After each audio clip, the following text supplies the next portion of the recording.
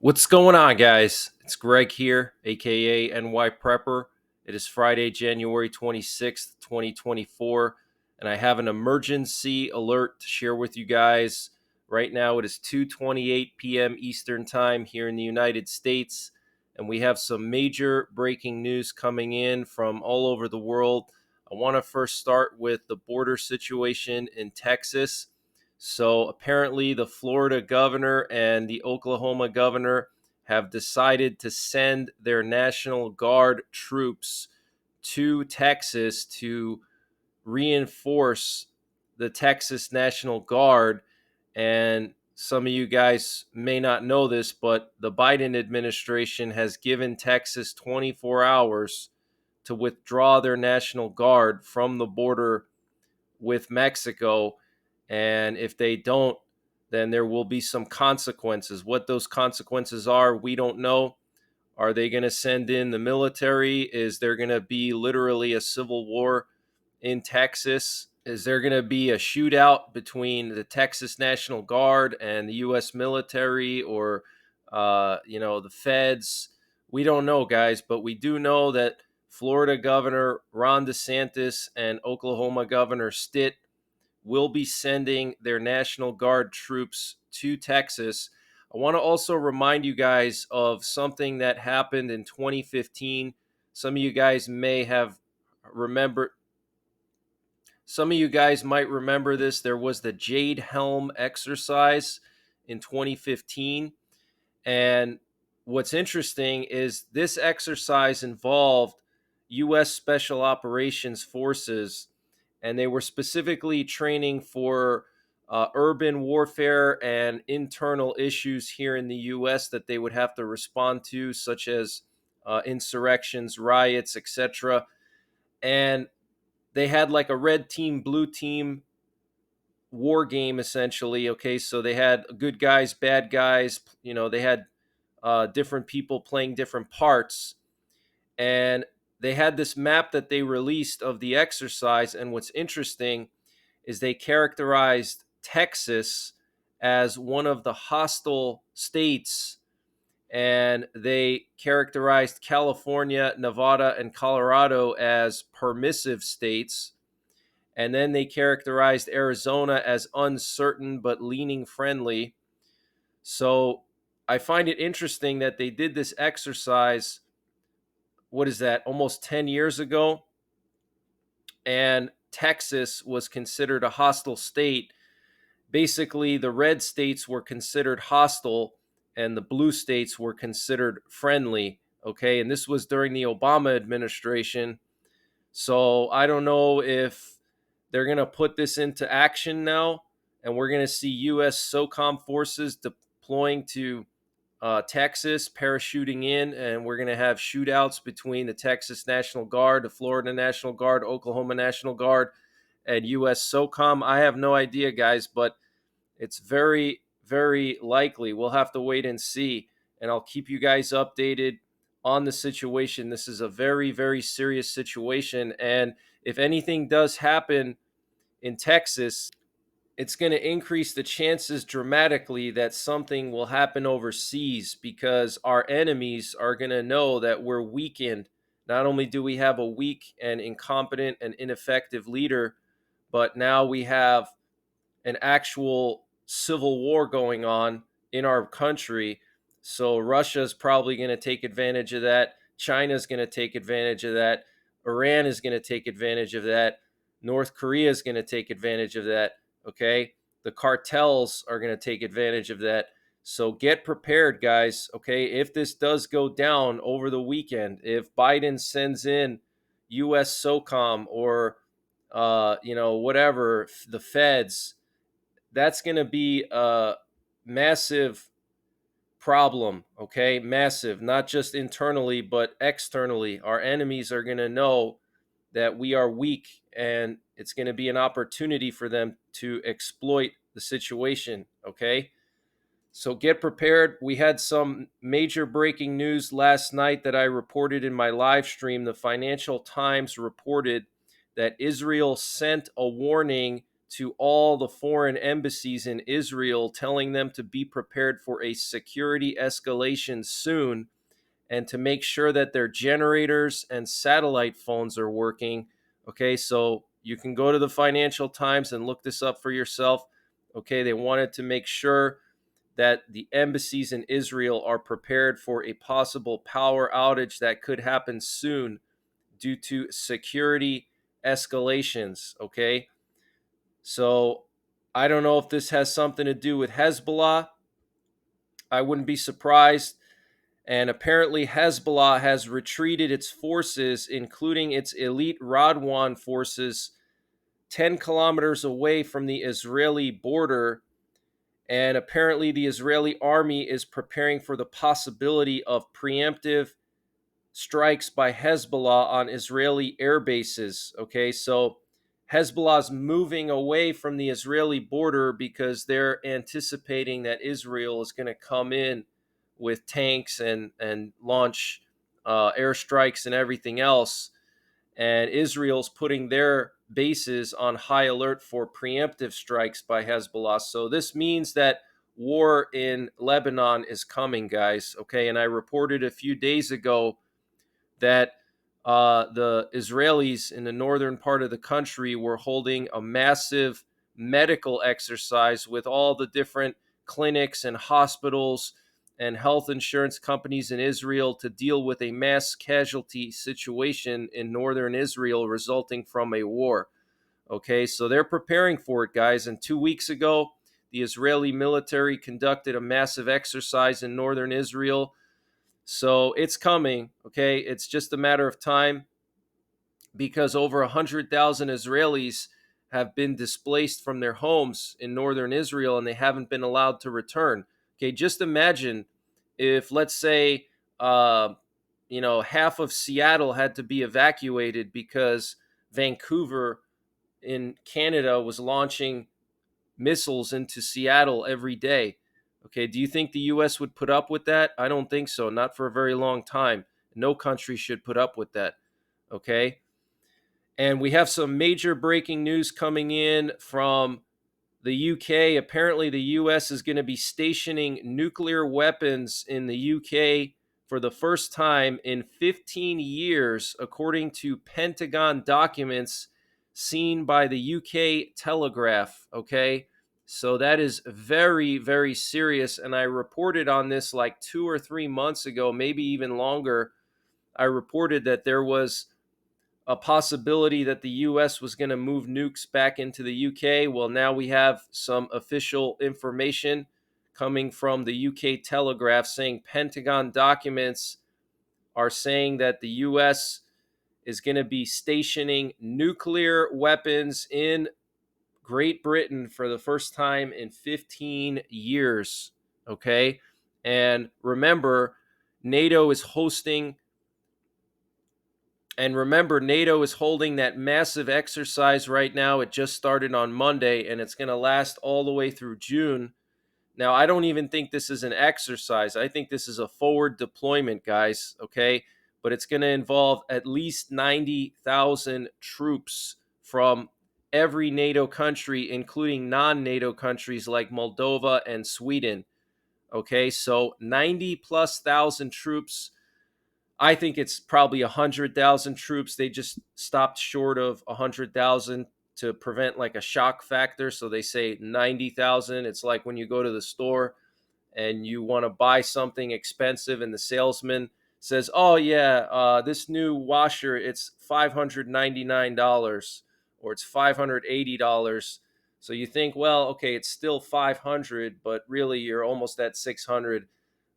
It's kind of just to lower the shock factor, but massive exercise, quote unquote, really a forward deployment by NATO going on right now. And Putin just wrapped up his visit to Kaliningrad.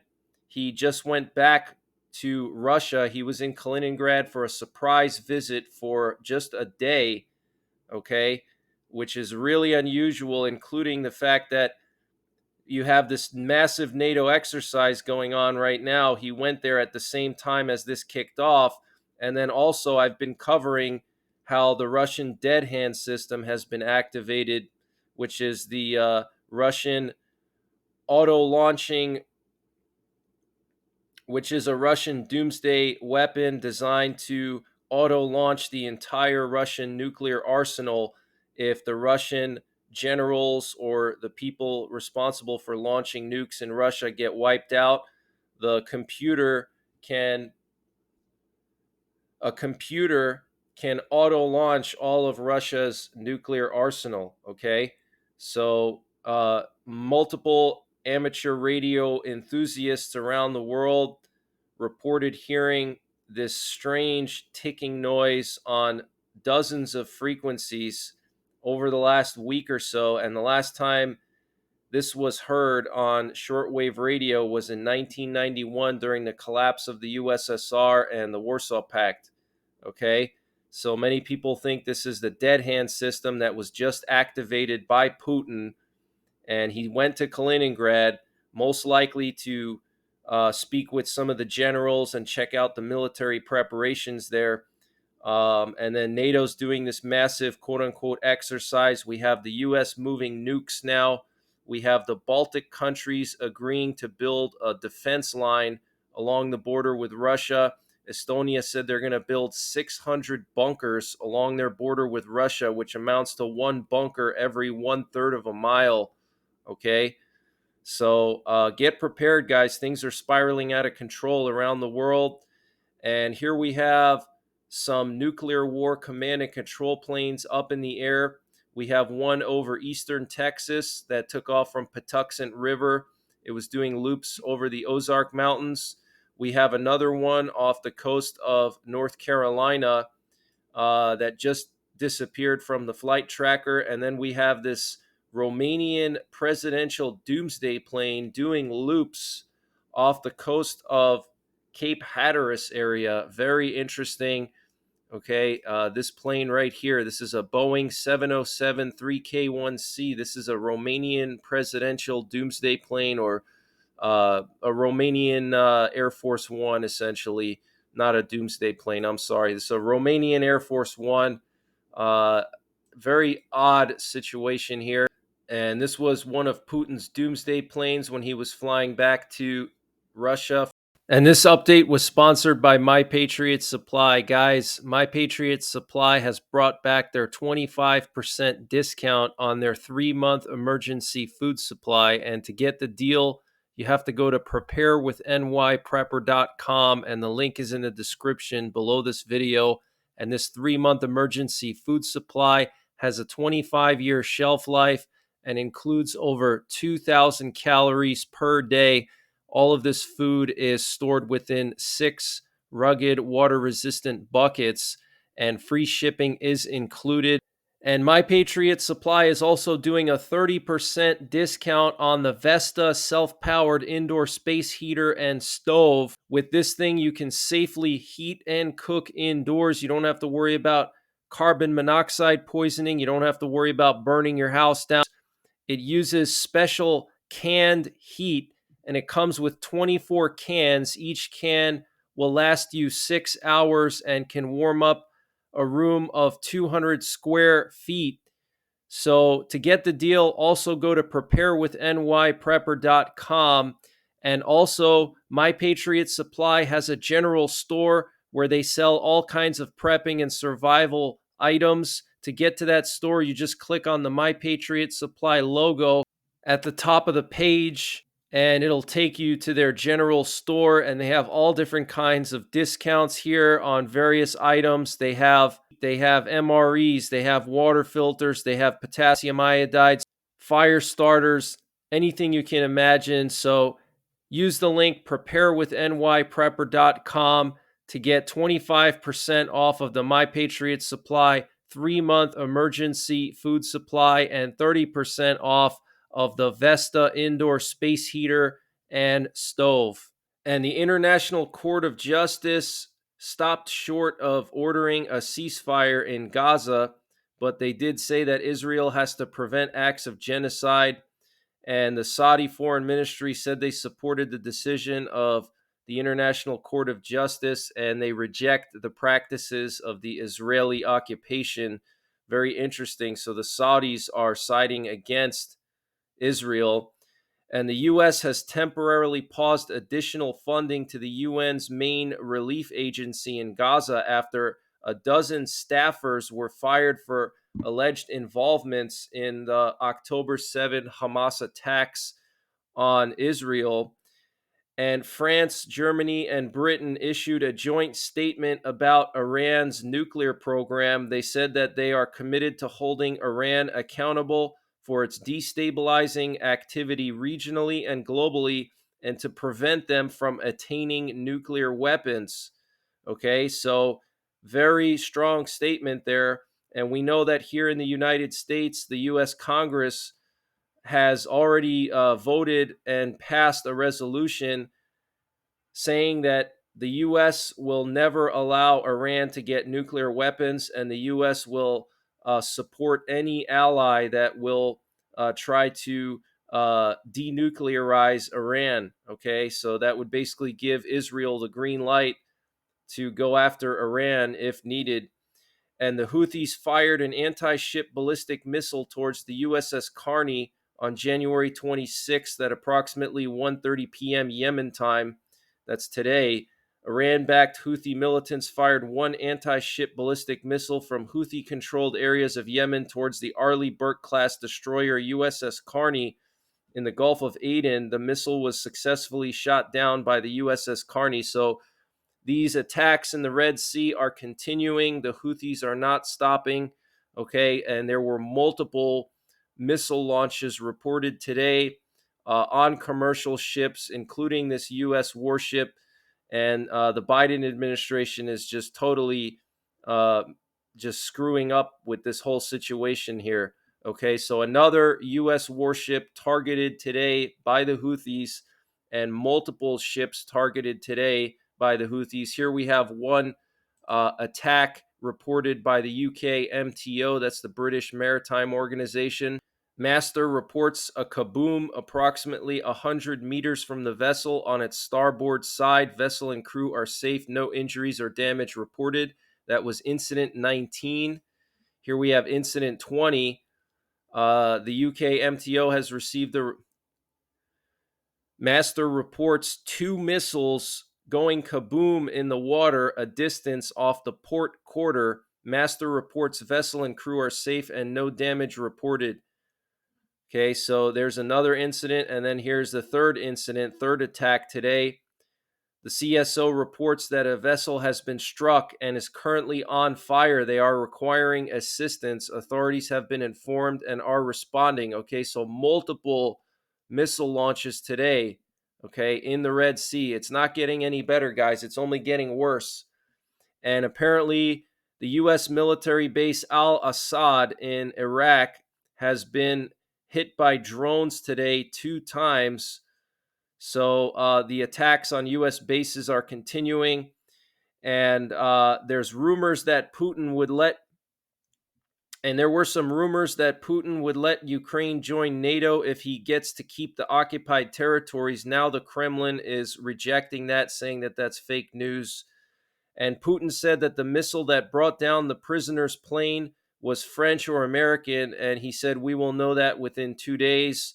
And I reported on this yesterday. For the first time in 30 years, the German military, together with security authorities, emergency services, industry, and allies, is developing a civil defense plan. And this was reported by the Deutsche Welle. Okay, the Deutsche Welle is reporting that the German military is developing a civil defense plan, okay, with emergency services and security authorities. The Polish deputy prime minister said that Poland needs to prepare a new law on civil defense. He explained that it is about preparing shelters, appropriate crisis management, volunteers, and first aid skills. And Lithuania and Poland are planning to hold exercises in the Suwałki Gap on the border of the two countries in April.